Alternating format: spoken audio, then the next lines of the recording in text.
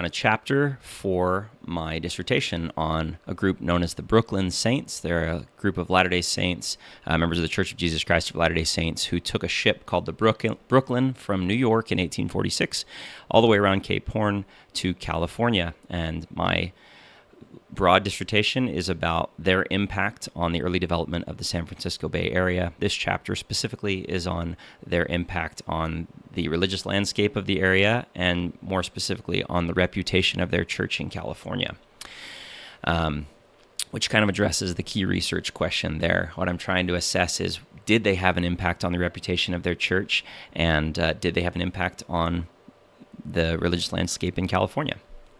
The major types of evidence that I'm using include primary source evidence, firsthand accounts from both Latter-day Saints and non-Latter-day Saints, as well as secondary sources, scholarly writing throughout history over the last century and a half regarding the impact of these saints on the religious landscape and on the reputation of the church. And that historiography has varied over time in terms of how people, both inside and outside the church, saw the Brooklyn Saints.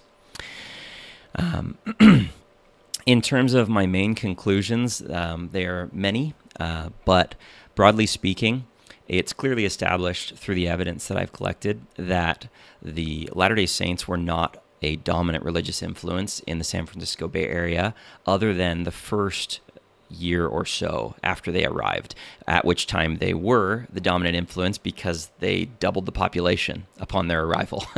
But thereafter, especially with the advent of the gold rush in 1848 and obviously 1849, the influence of the Latter-day Saints became entirely diluted by the tens of thousands of would-be miners arriving on the scene. And so while their influence would continue to a small degree and ultimately bear fruit over time, they were not the dominant influence. So that was the first conclusion. The other conclusions relate to their positive and negative impacts.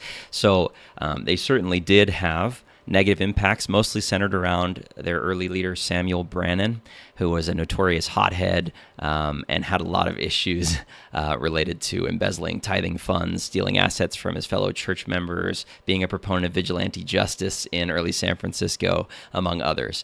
But there were also lots of positive contributions by men such as John Horner, several women involved. Carolyn Joyce was a good missionary. Tom Horner was really influential in promoting international missionary efforts and supporting the church's missionaries as they went out into the Pacific. There were also lots of interfaith bridge building efforts. Horner built a schoolhouse that was doubled as a church for the Latter-day Saints, but then he also shared that church on alternating Sundays with the Methodists and the Presbyterians in his area. The Saints saw a lot more success with building friendships and mutually beneficial and supportive friendships with the communities in California than they ever had in previous areas where they were usually persecuted.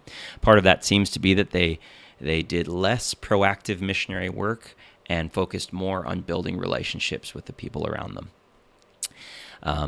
What further questions need to be raised here? I'd like to do a deeper dive into the Mission Dolores relationship. That's the Catholic mission that was present, and the relationship there between the Catholic missionaries there and the saints that lived there for a time.